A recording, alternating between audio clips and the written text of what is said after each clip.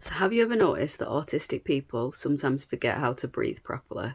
I know that sounds ridiculous because breathing is involuntary, isn't it? It's supposed to be automatic. But just let me explain. Hi, I'm Jade. I'm a private psychotherapist. I'm also autistic, and I run a place called Planet Pure, a place where I help autistic people begin to understand themselves rather than blame themselves. So recently, somebody in Planet Pure was actually saying that this weather is so hot, it's almost like they forget to breathe properly. And I immediately knew what they meant because I've experienced something very similar.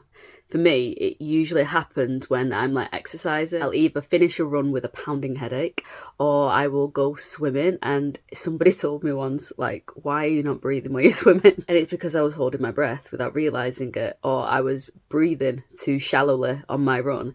It's like I was forgetting that my body needed that extra oxygen. And I know that's just automated for most people. Like, as you need more oxygen, your body starts to breathe faster. And the more I thought about it, the more that I realized, like, breathing isn't the only time that this happens. I think the interesting part is usually where our attention is, because for me it's not like breathing stops because that is automated, but it is more like my attention gets pulled so deeply into the task that I'm doing, the discomfort I'm feeling, the sensory input, the processing of it, the movement, that the automated action that should be happening suddenly isn't happening as efficiently, which is interoception, isn't it? For example, many of us don't realise like we're really thirsty until we're dehydrated, that we're hungry until we're starving, which I can't relate to, exhausted until we're completely wiped out, needing the toilet until we're desperate.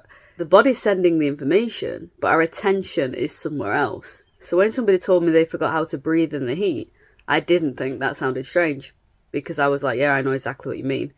It sounds like the same pattern showing up just in a different place. Because autistic people know that lots of things are supposed to happen automatically, but they don't always happen automatically. But instead it feels like we have to manually check up on them from time to time to make sure that we have just not missed or misinterpreted the signal that our body is telling us or sending to us.